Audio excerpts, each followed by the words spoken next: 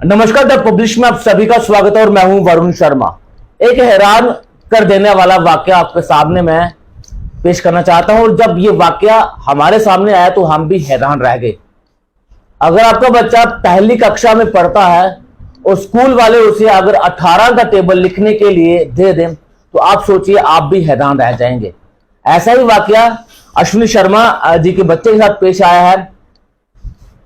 इनका बच्चा जो है वो पहली कक्षा में पढ़ता है और स्कूल वालों ने उस बच्चे को 18 का टेबल लिखने के लिए बोल दिया।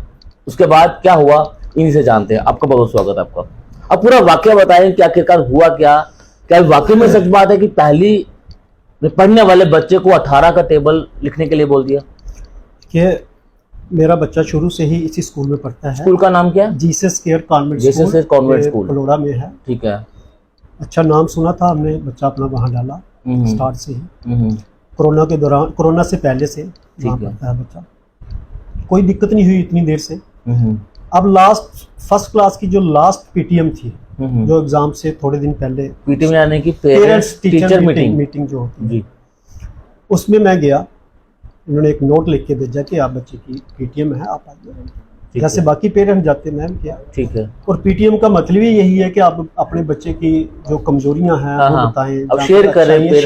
टीचर भी करता है तो कोई कंक्लूजन निकलता है बच्चे की बेटरमेंट के लिए।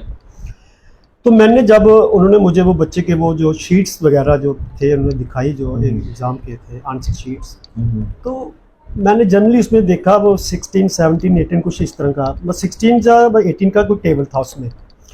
तो मैंने उनसे वैसे जनरली मैम से, यानी कि बच्चे को दिया हुआ था? हाँ, बच्चे को एग्जाम में। अच्छा, वो भी कोई दिक्कत नहीं दिया होगा, लेकिन दिक्कत आगे ये आई, मैंने वैसे जनरली मैम से 18 का टेबल दे दी तो दिक्कत क्यों रही है? मैं बताता हूँ ना, मुझे कोई दिक्कत नहीं थी। मुझे लगता है 18 का टेबल अगर कोई आईएएस अफसर को भी दे दे वो भी फंबल कर देगा।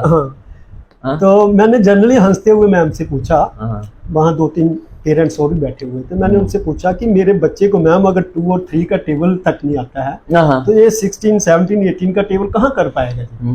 तो मैं चाहता हूँ कि आप इसको शुरू से थोड़ा टाइम निकाल के, अगर आपके पास समय मिलता है थोड़ा इसको रिवाइज करवाएं पीछे से, क्योंकि जो इस बच्चे का 1 किलो वेट नहीं उठा पा रहा, उसके आप 10 किलो का रख रहे, वो दबता जाएगा, वो उसकी कभी डेवलपमेंट नहीं हो सकती बच्चे की। तो मैम कहते हैं कि नहीं, ऐसा है सर कि हमारे इसमें सिलेबस में ही 16, 17, 18 का है। सिलेबस में है, फर्स्ट क्लास का सिलेबस। हाँ, 16 से लेकर सिलेबस फर्स्ट क्लास का सिलेबस कहाँ मिलता है? ऐसे उन्होंने अपने हिसाब से, अपने स्कूल के हिसाब से सिलेबस बनाया हुआ है। सरकारी हिसाब से उनके स्कूल में कुछ नहीं है। तो मैंने कहा ठीक है होगा, लेकिन आप अगर आपके पास टाइम हो तो काइंडली। कहते नहीं, अब सिलेबस में यही है तो ये नहीं है। मैम ऐसा कैसे हो सकता है? बच्चा यहाँ पढ़ता है, आप ही इसको दोबारा स्टार्ट से करवाए। जी कर भी लेगा, जी बच्चा इंटेलिजेंट है, लेकिन इसको थोड़ा सा करवाने की जरूरत है। इतनी सी बात हुई तो उन्होंने बोला कि आप नोट लिख दीजिए, ये रजिस्टर पड़ा है। मैंने नोट लिख दिया बड़ा पोलाइटली, काइंडली आप जो मेरे बच्चे को शुरू से थोड़ा गाइड करें, ये थोड़ा कमजोर है। मैं चला आया, मैं गेट पे पहुंचा तो मुझे कॉल आई, शायद गार्ड ने मुझे बुलाया कि आपको प्रिंसिपल मैम बुला। मैं उनके कैबिन में चला गया, बड़े तमीज के साथ मेरे कैबिन में गया। उन्होंने कहा बैठिए, क्या इशू है? उनको मैम ने बता दिया होगा।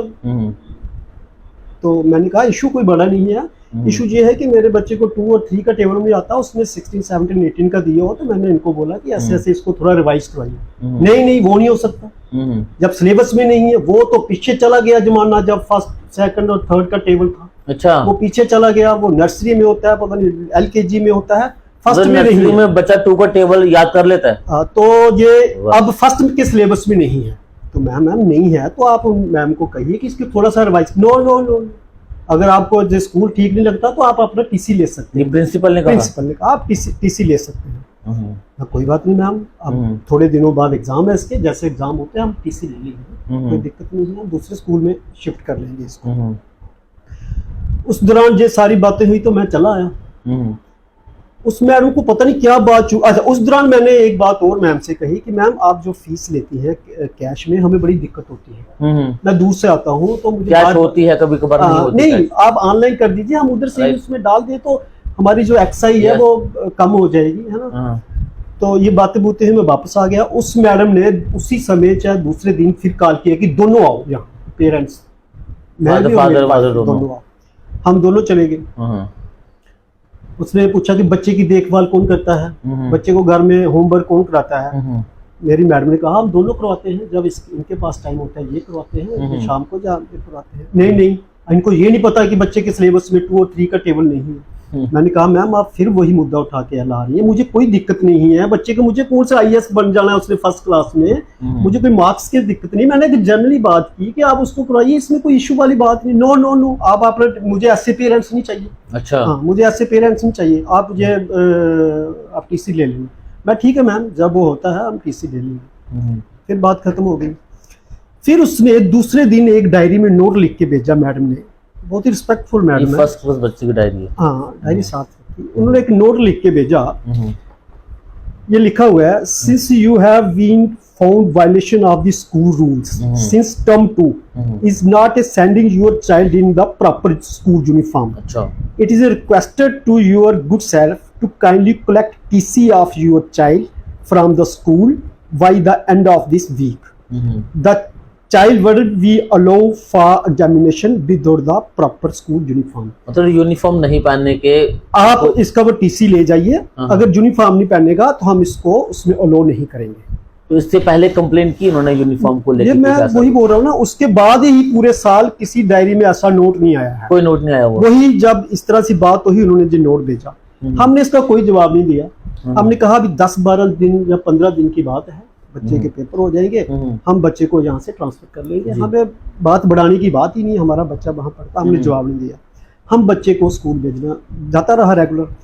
मैंने एक प्रूफ इकट्ठा करने के लिए, समझ लो मैं कौन सी कोई बहुत इतना बड़ा केस था कि मुझे प्रूफ चाहिए था, लेकिन फिर भी मैंने बच्चे की ना फोटो क्लिक कर लेता था कि बाकी बच्चों की भी, कि मेरा बच्चा बाकी बच्चे नहीं, स्कूल में खुद जाके स्कूल छोड़ने में खुद जाता हूँ कि मेरा बच्चा उसी यूनिफॉर्म में है कि नहीं। जो वीडियो है वो आपके पास? वीडियो शायद होगा, मैं ठीक है, कि मेरा बच्चा उसी यूनिफॉर्म में है कि नहीं है, लेकिन सेम उसी यूनिफॉर्म में होता था जो बाकी बच्चे होते हैं, मतलब प्रॉपर यूनिफॉर्म में।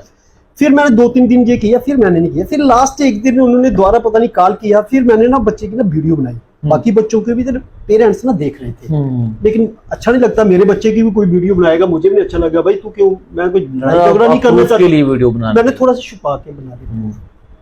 किसी ने उनको गार्ड ने बताया होगा कि वो वीडियो बना रहा था, क्योंकि उनका ध्यान मेरे पे था पूरा कि ये करता क्या है। तो हमने तो कोई इलीगल काम करना नहीं है। उन्होंने फिर हमें कॉल कर लिया, हम फिर डरते हुए गए कि हमारे बच्चे को तो नहीं कुछ हो गया। कॉल किया जाते, आपने वीडियो बनाई? मैं बिल्कुल बनाई, मैंने कोई चोरी नहीं। आप चोरी, मैं जी चोरी बना रहा था, जो नहीं बना रहा था, लेकिन मैंने चोरी नहीं की। मैंने इसलिए बनाई कि आप बार बार उसमें लिख रही हैं, बोल रही हैं आपका बच्चा यूनिफॉर्म में नहीं आता। ये जिस डेट को आपने लिखा उस डेट का वीडियो आप निकाल लो, आपके कैमरे लगे हुए हैं। जिस डेट को आपने डायरी में नोट लिखा, या जिस डेट का भी आपको लगता है, अगर बाई चांस पिछले 6 महीने में 1-2 बार बच्चा नहीं भी आया तो इतनी कोई मैंडेटरी नहीं है। फर्स्ट का बच्चा नहीं भी आया 1-2 बार यूनिफॉर्म में, कोई ठंड है या गर्मी है तो कोई दिक्कत नहीं है। आपने 50 रुपीज फाइन रखा है, आप पे मैंने कर दिया आपको, कोई बात बढ़ाने वाली बात नहीं। इस पे पता मैं आपको, आप शुक्र मनाओ, मैं आपको अंदर करा देती, मतलब इस मामले को लेकर आपको, मैं आपको अंदर करा देती। मैंने हाथ जोड़े, मैम आपको जो अच्छा लगता है आप कीजिए। अगर कानून में ऐसा कोई प्रावधान होगा कि मैं इससे अंदर हो सकता हूँ, कोई ऐसा होगा तो मैं अंदर हो जाऊंगा। मैं कौन सा कोई बड़ा ताकतवर आदमी हूँ। तो अगर नहीं होगा तो नहीं, तो अगर अंदर होने का प्रावधान है तो बाहर आने का भी होगा, तो मैं बाहर भी आ जाऊंगा। जब मैं अपने मन में सोच रहा था, मैं वो मैम को बताना चाहता हूँ कि ऐसा कुछ नहीं है। तो अगर मेरी गलती है तो मैं जाऊंगा, आपकी गलती है तो आप जाएंगी, वो कानून के हिसाब से होगा। फिर उनका कहना था आपको पता नहीं है मैं कितनी ताकतवर हूँ। अच्छा मैडम, हाँ। अच्छा, मैंने कहा मैं मैम को ये बताना चाहता हूँ कि स्कूल चलाने के लिए ताकत की जरूरत नहीं होती मैम। इसके लिए आप में पेशेंस, आपकी पढ़ाई लिखाई, आपकी technique, how to learn the child, आपको वो आनी चाहिए ना। एक सहनशीलता होनी चाहिए, बच्चों के साथ कैसे बात करनी है, पेरेंट्स के साथ वो चाहिए। अगर ताकत है तो कुछ और कीजिए, देश के लिए कोई मेडल लाइए, उसमें स्कूल के लिए ताकत की क्या जरूरत है, ये मैम को पता होना चाहिए। फिर बार बार आपको ये भी जानकारी होनी चाहिए, मैं खुद क्लास लेती हूँ। और मैडम जी आप एक प्राइमरी स्कूल चला रही हैं पलोड़ा में, छोटा स्कूल होता है, प्राइवेट प्राइमरी स्कूल है। प्राइमरी स्कूल है, छोटा स्कूल होता है। चलो छोटा बड़ा कोई नहीं होता, स्कूल होता है। आप कोई डिग्री कॉलेज नहीं चला रही, आप कोई यूनिवर्सिटी नहीं चला रही, बच्चों को तो पढ़ाना कि मैं क्लास लेती हूँ। मैं मैम की जानकारी के लिए ये बता दूं कि हमारे जम्मू यूनिवर्सिटी के वाइस चांसलर मैक्सिमम क्लास लेते रहे हैं हर स्कूल के प्रिंसिपल। और इनको एक और बता दूं, हमारे राष्ट्रपति रह चुके क्या नाम है उनका, अब्दुल कलाम जी, वो JNU में और DGU में क्लास लेते थे। आप तो एक छोटा सा स्कूल चला रही, खैर जो भी है उनका है। दूसरा, आपको पता नहीं है हमारे स्कूल में कितने तरह बड़े अफसरों के बच्चे पढ़ते हैं। अच्छा भाई, बच्चे पढ़ते हैं, दे पे द फी, मैं भी फी पे करता हूँ प्रॉपर जितनी वो करते हैं। फिर तीसरा, उनको ये चीड़ होगी जो मुझे जानकारी है, हुई नहीं हुई वो उनको पता होगा। ऑनलाइन की जब बात आई फीस की, कि वो एज पर मैडम कि मेरे स्कूल में 500 के करीब या 600 के करीब बच्चे हैं। अच्छा, वो ईयरली, चाहे वो प्रिंटिंग चार्ज के नाम से हो, चाहे वो एनुअल फीस के नाम से हो, सरकार ने एग्जम्प्ट भी की थी फी, वो कोई 50 लाख रुपया साल का वो इकट्ठा करती है, जो कैश फी को छोड़ के, ठीक है, और करोड़ रुपया वो साल की फी मैम लेती है। 1.5 करोड़ का सारा कैश चलता है। मैं कहता हूँ, कितनी फीस है आपके बच्चे की? मेरे बच्चे की फीस थी 1500 रुपया महीने की। प्राइमरी तक है, हो सकता है बड़े बच्चों की 2000 हो, हम 1500 लेके चले तब भी 1.5 करोड़, 2 करोड़ रुपया साल का कैश ले जाता है। अच्छा। सरकार को देखना चाहिए, अब डिजिटल का जमाना है, हमारी सरकार डिजिटल पे बड़ा जोर दे रही है, क्यों वो कैश में कर रही है? और 1.5 करोड़ का जो भी स्कूल का होता होगा, क्या टैक्स होता है, नहीं होता है, GST, मुझे चीजों की, अगर होता है तो उनका हिसाब लें, पिछले जब से 8-10 साल से स्कूल चल रहा है, कि आप 1.5 करोड़ रुपया महीने का इकट्ठा कर रही है साल का, तो कहाँ जा रहा है ना? अब बात रही कि वो कितना कमाती है नहीं कमाती है, मैडम जी मुझे कोई दिक्कत नहीं है, वो अरबों कमा रहे हैं, वो किसी को कोई नहीं दे रहा, आप कमाए, मुझे भी कोई प्रॉब्लम नहीं, मुझे इस 9000 से भी प्रॉब्लम नहीं है जो प्रिंटिंग चार्जेस। किस चीज का 9000 है? Printing charges. ये कब लिए? ये फर्स्ट में है, ये देखो फर्स्ट क्लास, अभी एडमिशन नहीं, फर्स्ट में हुई थी ना एडमिशन, सेकंड में तो हमने दूसरे स्कूल में चले गए। प्रिंटिंग चार्जेस 9000 रुपए। अब मुझे लगता है जहाँ एनुअल फी एग्जम्प्टेड थी, प्रिंटिंग लिख दिया, अपनी मर्जी, प्रिंटिंग लिखो, एनुअल लिखो, पैसे ये तो एनुअल चार्जेस ही हो गए, लेकिन प्रिंटिंग चार्जेस उन्होंने प्रिंटिंग, इसमें क्या क्या इंक्लूड है कुछ बताया? कुछ नहीं, क्या बोला गया है, स्मार्ट क्लास 800 रुपया, वो तो अलग से है, वो अलग है, ये तो इसी में से इंक्लूड है। डायरी आपकी 680 रुपए जो भी है वो अलग है, स्कूल बैग 800 रुपया अलग है। ये जो आपको जो ये दिया गया है, ये पक्का बिल तो नहीं है? पक्का देते नहीं, कोई मोर नहीं, कोई साइन, इसमें तो ये मैम के जो, ये तो वैलिड भी नहीं है, ये तो कोई भी बना लेगा जो मैडम, मतलब कि ये देखिए, इस पर जो है वो प्रिंटिंग चार्ज काटे जाते हैं। ये देखिए, ये मैं आपको दिखाना चाहूंगा, ये हिसाब आप किसको बताओगे? ये ना ही प्रॉपर बिल है, ना ही इसमें स्कूल की स्टंप है, और ना ही कुछ और है। ये देखिए, ये इस तरह का, ये इस तरह से ये प्रिंटिंग चार्जेस काटे जाते हैं। ये देखिए, ये देखिए। अच्छा, इस पे क्या कहना चाहिए? पहले तो मैं इस पे आऊंगा कि ये देखिए, ये तो किसी खाते में नहीं है। देखिए, आप मानते हो, आपको अगर आपने अपना जो इनकम टैक्स जो अपने शो करना है, क्या ये वैलिड होगा? नहीं, बिल्कुल बिल्कुल, मैं पे करता हूँ, इनकम टैक्स भरता हूँ। तो आपने पूछा नहीं उस समय कि मुझे प्रॉपर ये बिल चाहिए? मुझे बात ये होती है सर, जब आपका कहीं बच्चा पढ़ता है ना स्कूल में, जब वो रेगुलर वहां जा रहा है, तो आप इन लोगों से पंगा नहीं ले सकते एज ए पेरेंट्स। आपका बच्चा अभी जा रहा है, अगर मेरा बच्चा आज भी रेगुलर वहां जा रहा होता तो मैम सिंपल मुझे कह देती कि ठीक है, हम आगे से देखेंगे बच्चे। देखिए, इसमें गलती, मैं आपको सीधा बोल रहा हूँ, इसमें गलती आपकी भी है। बिल्कुल होगी, आपने अपने बच्चे की पढ़ाई को लेकर, या फिर मेरे बच्चे को कल डांटे ना, बहाना निकालते, इसलिए आप भी चुप रहे। मैं भी मेरे को बिल्कुल है ना। देखिए, मैं बोल रहा हूँ ना, कोई भी पेरेंट्स नहीं करता। आज भी अगर वो मैडम उस समय सिंपल शब्द बोल देती है कि हम आगे से देखेंगे, इसको 2-3 का थोड़ा रिवाइज कराएंगे, उस समय बात खत्म होनी चाहिए थी, हो जाती। अब आखिरी में आपकी क्या डिमांड है, क्या होना चाहिए? आप हमने बच्चा तो शिफ्ट कर लिया। देखिए, बात ये है कि 2-3 महीने मैम ने हमें बड़ा ह्यूमिलेट किया, हरास किया। अब क्या आप क्या चाहते हैं? मीडिया के सामने आप क्यों आए? मैं देख, मीडिया के सामने मैं इसलिए आया हूँ, मे भी बाकी पेरेंट्स के साथ भी ऐसा होता होगा, और जिनके बच्चे पढ़ते हैं वो बोल नहीं सकते। अब मेरा बच्चा बाहर है, मैं शायद इसलिए बोल रहा हूँ, अंदर होता है ना, शायद मैं भी नहीं बोलता, है ना। अब मैं ये चाहता हूँ, एक तो ये मैम से पूछा जाए, सरकार पूछे, एजुकेशन डिपार्टमेंट पूछे, इनकम टैक्स पूछे। नहीं, हम भी पूछेंगे अभी थोड़ी देर में, करेंगे उनको। ये 9000 रुपया जो आपने प्रिंटिंग चार्ज लिया है, ये कहाँ से परमिशन मिली आपको? सरकारी कोई है आपके पास रिटर्न में कि आप फर्स्ट के बच्चे का 9000 रुपए प्रिंटिंग चार्ज दे सकते? यानी कि आप बाकी पेरेंट्स को अवेयर करने के लिए आप मीडिया के सामने आए हो। दूसरा, उनका ये कहना था कि ये हमारे स्कूल के रूल्स तोड़ते हैं। रूल्स तोड़ते का उनका मतलब था कि पीटीएम में 18 का टेबल ना पूछे बच्चों। हाँ, पीटीएम में अकेले आते हैं। अच्छा, ये कहीं मैंडेटरी नहीं है कि दोनों को। अच्छा, अगर जिसका अगर बेटा- अगर माना जाए अगर किसी का पिता आर्मी में है, वही मैं वो आसम में ड्यूटी कर रहा है, तो वो कैसे आएगा? वही कहने वाला था, अगर आर्मी में है, बाहर है, कहीं हाँ। आरपीआई में है, जो भी पोस्टें होती हैं, हाँ। तो क्या उसको बच्चा स्कूल में नहीं पढ़ेगा, उसकी हम्म। पीटीएम नहीं होगी? हम्म। इस तरह के जो जवाब है मैडम के, जहाँ क्वेश्चन है, ये बिल्कुल सेंसलेस है, इनका कोई मतलब नहीं है। इनको ये जवाब देना है कि जो 9,000 रुपया प्रिंटिंग चार्जेस आपने कैसे लिए। अच्छा, जब बात आई लास्ट में टीसी लेने की, जहां से बात बढ़ गई, मुझे ये भी दिक्कत नहीं थी तब तक, जो उन्होंने कह दिया अंदर करा दूंगी, हमें हमारी बेइज्जती अच्छा। की, मैंने कहा कोई बात नहीं। जब मैं टीसी लेने गया, कहते हैं उनके बाहर मैडम एक बैठती है जो कैश वगैरह देखती है, मेन मैडम, मैम हमें टीसी दे दीजिए, कहती है आप एप्लीकेशन दे दीजिए। ओके, हमने उधर ही जितना भी टूटा फूटा लिखा, मैं दे रहा एप्लीकेशन। तो मैं कब आऊँ? आपने 20 अप्रैल के बाद पता करें। अच्छा। उस दिन डेट थी 15 मार्च या 18 मार्च, कुछ डेट, मतलब 1 महीने का टाइम दे दिया? 1 महीने के बाद पता करें। मैम पता क्या करना है, मेरे बच्चे की एडमिशन की लास्ट डेट है 6 अप्रैल। हाँ। कहती वहां टीसी की जरूरत नहीं होती। मैं नहीं होती होगी, मुझे इतनी जानकारी नहीं है।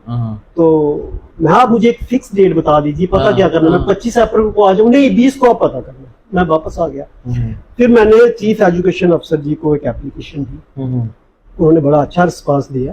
उन्होंने कहा हम एक कमेटी बनाएंगे, हम पता करेंगे। उन्होंने वही एप्लीकेशन फॉरवर्ड कर दी जोनल एजुकेशन अफसर जम्मू। ठीक है। मैंने वो फॉलो किया, तो उन्होंने वहां से मैडम को फोन किया कि इस बच्चे का टीसी जो है भिजवा दो। फिर अब 31 मार्च को ही टीसी आ गया ऑफिस में। अच्छा, उसी महीने ही आ गया? उसी महीने।